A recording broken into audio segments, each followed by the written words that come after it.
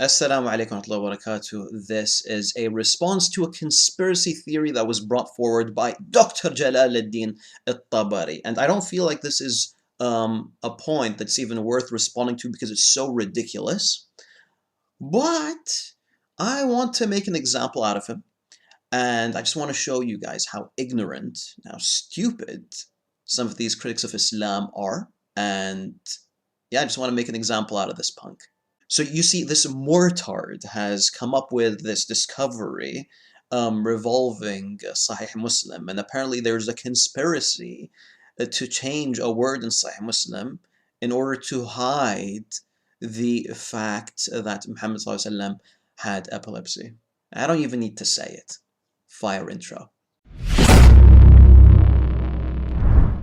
And actually, I was shocked that I found 6 different scholars separated 200-300 years apart from each of them, narrating a hadith from Shahi Muslim, saying that, it clearly says he was foaming and frothing at the mouth. And then they use Muhammad as the example in the dictionary for the word. And it's just ironic. But yeah, they all claim that Shahi Muslim has these hadith. But when you open the modern Shahi Muslim, that hadith does not occur. It changes the letter. It literally, they change the za to the ra with a dot. And that changed the meaning of. So there's a whole interesting conspiracy that I go into, but it's very, very fascinating. The manuscripts have been edited to make him seem less epileptic. Yeah. Okay, so here's what we have. We have a hadith that says that the Prophet, peace be upon him, وَتَرَبَّدَ وَجْهُهُ, meaning his face changed in color. All right. Now, there are late books that say وَتَزَبَّدَ وَجْهُهُ. Tazabbada means foams. He foams in the mouth, right? So tarabbada, tazabbada, the words are very similar. And basically, Dr. Jalaluddin is claiming that the correct word is tazabbada, meaning foaming, and not tarabbada, meaning the color changed. And there's a conspiracy that occurred in which Sahih Muslim was tampered with, and that's why modern versions of Sahih Muslim say tarabbada. So the response to this, very simple, is that this is not a modern change in Sahih Muslim. In fact, you can find classical manuscripts of Sahih Muslim that include the word tarabbada. So for example, Kaysari Rashid Basha or Pasha in Turkey, for example, has it as tarabbada, and this is a copy that was written in the 8th century. Furthermore, if you check out Dar Ta'sil's edition of Sahih Muslim, which relies on 5 of the earliest manuscripts of Sahih Muslim, none of them include the word tazabbada. They all have it as tarabbada. Okay guys, so just by saying that, just by pointing out that classical copies of Sahih Muslim, classical manuscripts of Sahih Muslim all say tarabbada, that seals it. Like, I don't even need to continue with making this video, but I just want you to see how bad this is. Yeah, and you learn something, inshallah. You learn something. You learn how to deal with arguments like these, and I just want to have some fun. All right, let's do that. So this one is gonna be a very important one, because this one we're gonna go into a little bit of a conspiracy, where somebody's hiding the real translation or the real version of Sahih al-Muslim. Yeah, BF, I want to know, how's this guy talking about variants in manuscripts and editions of books and all that, and conspiracies, and he doesn't even know the name of the book, Sahih al-Muslim. First off, we have slide number 190. So first we're going to establish what the word we're looking for. Zabd, tazbad. Shino zab. The side of his mouth had froth or foam appearing upon it. He, being angry, froth or foam appeared upon each corner of his mouth. We've established the word, the meaning we're looking for. Now, the next slide is a little bit dense. I'm going to read it out to you, and I'm going to explain to you what's happening here.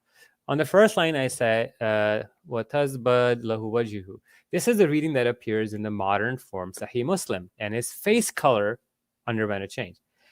Right on. So first we have Sunan al-Kubra by Hiki. I've expanded the same image on the right side, and you can see it's tazbad, so za, tazabada. So Here he says he's reading this from Muslim, as you can see. Okay, so let's get to al-Bayhaqi. So first of all, here's how you find out if there's something wrong in a specific edition of a book. It's quite simple. All you do is you try to find other editions of the same book. So for example, this is the Dar al-Kutub al-Ilmiya edition, and as you can see, it says Tarabbada. And here is al-Turki's edition, and once again it says Tarabbada. Just by this alone, we can come to the conclusion that the edition that Dr. Jalaluddin relied upon included a mistake. This is most likely due to the editor of that specific edition that he was quoting from. Okay, now we have the next one is Al-Aqlil by As-Suyuti. So another method of determining whether a specific word is correct is by looking at the word in the other works of the same author. So for example, Suyuti in Al-Khasa'is includes the word as tarabbada, as well as his commentary on Sahih Muslim itself. He clearly defines it as tarabbada. He identifies it as tarabbada and then explains the word as the changing of the color of the face.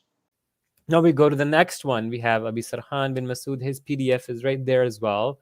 Remember, guys, always look at the source. Ignore what he's claiming. Look at the source itself. We see here there's no indication that the author is even quoting Sahih Muslim. So he can't claim that this author is pointing out something in Sahih Muslim that is no longer there. All right?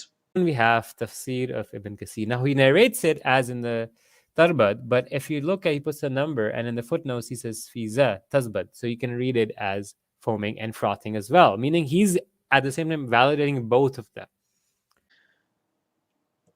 Look, huh? Shuf, focus. All right? You're annoying me. The Zai here at the bottom of the page is indicating that in a manuscript of Tafsir bin Kathir, the word says tazabbada instead of tarabbada. Okay? This is not Ibn Kathir writing in the footnote. I can't believe I have to teach you this. Ya Allah.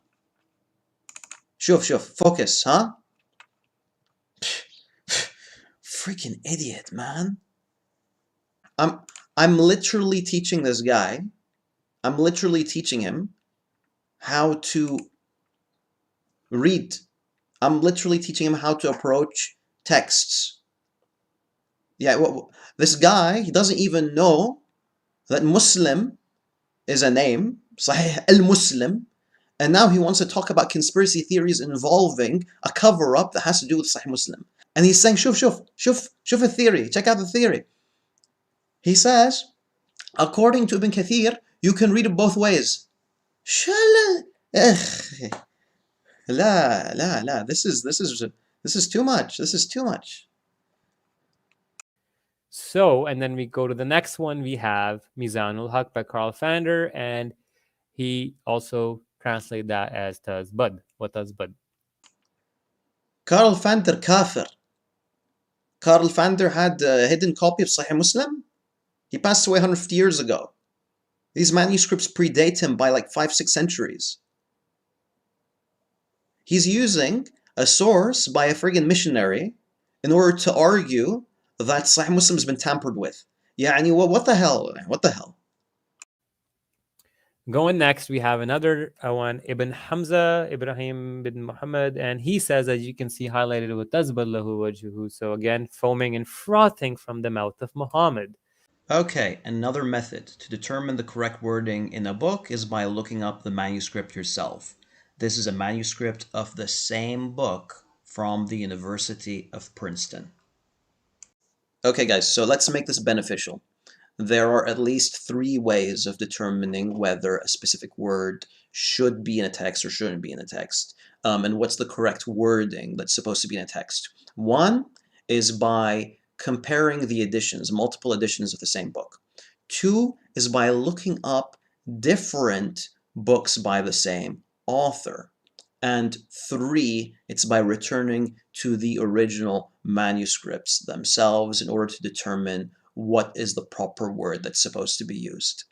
Inshallah, you guys found this beneficial. I'm annoyed, but I hope you guys enjoyed this and found it entertaining as well. And Jalaluddin, just friggin' shut up, man. You're an embarrassment. And now we get to what we have in the current version of Sahih al-Muslim. And I'm cringing. It's annoying. And you have these friggin' idiots with you. They're too dumb to realize what the hell is going on. They're too lazy to do the research. And you know, here's the thing. When I make you look this ridiculous, it hurts them as well. So it hurts their credibility as well for having a dumbass like you on their channel. That's all I have for you guys today. Assalamu alaikum wa barakatuh.